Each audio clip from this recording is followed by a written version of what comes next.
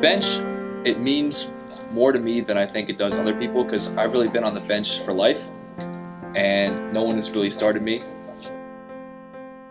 I don't think there's anything more important to me in my entire life than supporting North Hunterdon basketball, sitting on the bench and celebrating people's successes on the court.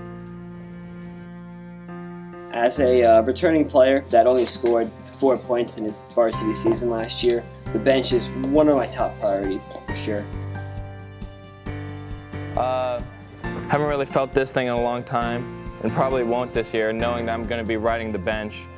Describe the bench in 1 or 2 words, I would say amazing and spontaneous pregnancies are the best way to describe our bench. I only need 1 word, that's Fergalicious. I have to say 2 words to describe the bench would be Sauce Fest, mostly because of our celebrations. They're saucy. 2 words, me, myself, and I. That was 3. Yeah, I know. Big dicks. Alright, that was solid.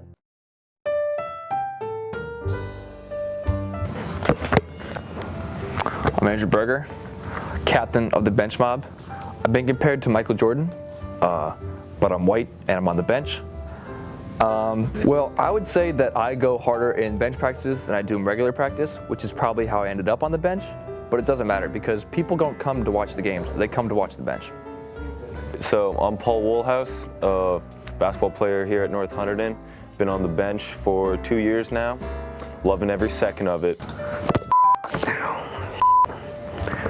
My name is Sean Swider. This is my 4th season with North Hunterdon boys basketball and my 2nd as a member of NHBench. Last year we were ranked the #1 bench in the state by ourselves, and I'm sure we were going to get that ranking this year as well, and possibly even one of the top 10 in the nation, I believe. I haven't seen many that are even come close to us. Are you serious? I'm gonna go back there and fight you. I'm gonna fight you. I'm Carl Sethna.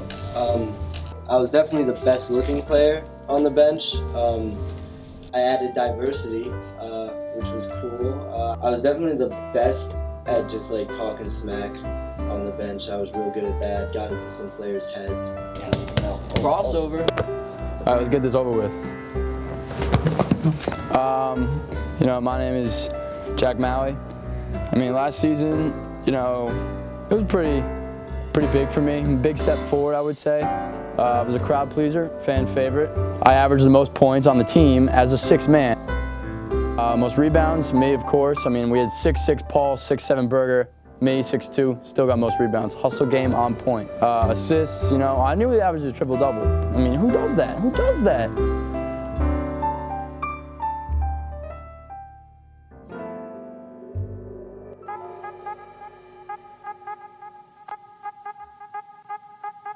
My personal favorite celebration was, and I'm just gonna use imaginary people.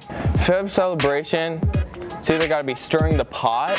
I'm the quarterback, obviously, quarterback of the bench, and I receive the ball, and just like this, and it's imaginary, obviously, and I launch it down right to Paul, who's wide open in the imaginary end zone. Or losing your glasses on the ground, finding them, with the 3-point symbols out. That was where I actually got the penalty from the ref.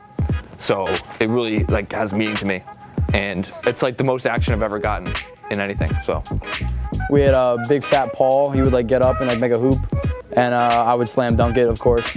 My personal favorite celebration is pretending to shoot arrows like this. I prefer dunking in game. I mean, it's more my thing, more tailored to my style, but dunking on the bench was okay, I guess. Ooh, I'm getting my cartilage pierced. I'm risky.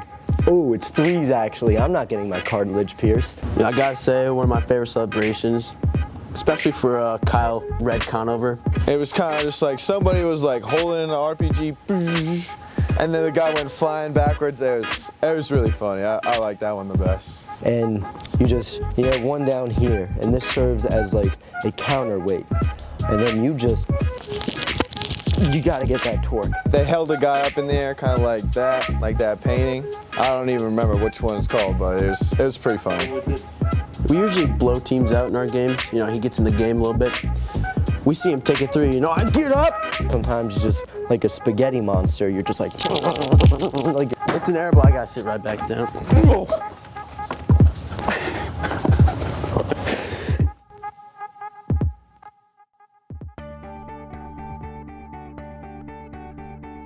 I mean, to start off, refs, I mean, they're like, I mean, no one really wants them, but you still get them. They're just like that potato chip you find on the couch. You're wondering why it's there, what's its purpose, and how old it is. I would have to say they're most like farmersmeat.com. You're always looking for that good one, and you just never find it. They tend to keep the game to a minimum of sauceness. The worst experience I've probably had is with the man who I've appropriately nicknamed Buzz Lightyear. That's the man I referred to as being on 8,000 milligrams of steroids. I think we've got, 6 bench warnings this year? Something around there. That's unacceptable. Should be getting about 2 a game. We are the most important echelon. It goes players on the bench, players in the game, fans, hot fans, cheerleaders, hot cheerleaders, refs. The refs are just like fast food restaurants. I mean, they're usually and if they're not, you just say they're and people will pretty much always agree with you. I mean, stopping celebrations is kind of like stopping life. You can't do it. It's impossible. The most memorable time on the bench would have to be my junior year as we played playing field in our state game. I've one memory that sticks out so brightly in my mind is last year against Montgomery. Best memory was probably me knocking down my first shot of the season. My best memory is probably receiving a warning from the referee who looked like he was on 8,000 milligrams of steroids. You know who you are. Best memory this year would have to be at home against Somerville. I knew as a member of the bench that I was not going to get in that game, and that was perfectly fine by me. So I gave it my all on the bench. I was very tired. I took 2 steps off of the bench, dove face first into the court, and I got trampled by probably 17 different students. The Lions, we're playing great. We're up like 20 in the fourth quarter, 30 seconds left in the game. The bench, we start chanting, "We won Red Conover." And for the first time that game, I entered onto the court to congratulate him on his phenomenal play. And that's just something I'm never going to forget. The pain from the feet hitting my face couldn't even come close to the amount of excitement I felt of watching the ball fall through the net from Dan. Red walks up to the table, 20 seconds left in the game. We're like, wow, like the fans are excited. They're already going 3-point because they know Red's gonna hit a 3. Truth of the story is, we wasted all the time left on the clock. The show could not get in. Disappointment.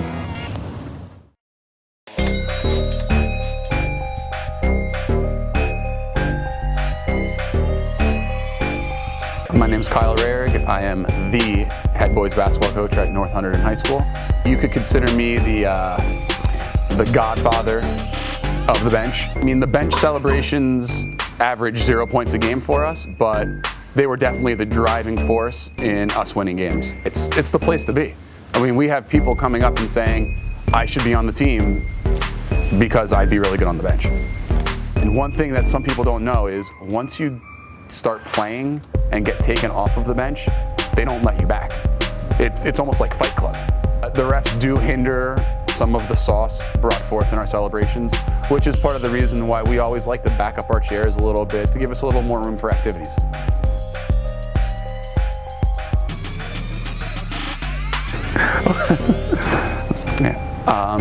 I have no comment on the hairstyle that Coach Dupa brings to the table. Coach Clay's a liar. He is a liar. Coach Rusher is the man. I don't know if he is a GOAT because he is a man, but he's pretty good. Going into next year, I'm not sure what's going to happen. The bench leaders will be graduating in June. I don't know if the bench Twitter handle is going to exist. And as it said, it just caused spontaneous pregnancies and it caused outbursts. It's going to be very strange. I don't know if we're going to have that same sauceness, as they like to say. We're not going to be as hype. So it's tough to fulfill any kind of expectations that we have when such a void is leaving the team. But we're going to do the best that we can trying to rebuild the bench.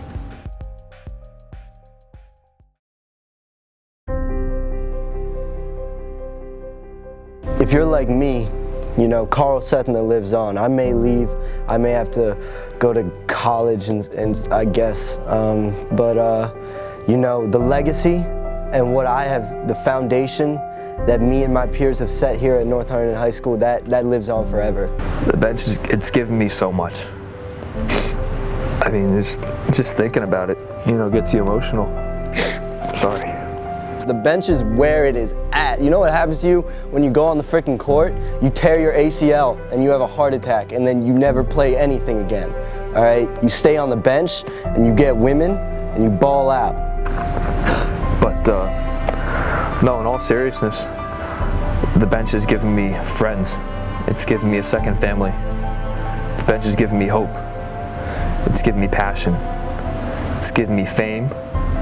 It's given me a girlfriend. Honestly, like, nothing could compare, man, nothing. It was,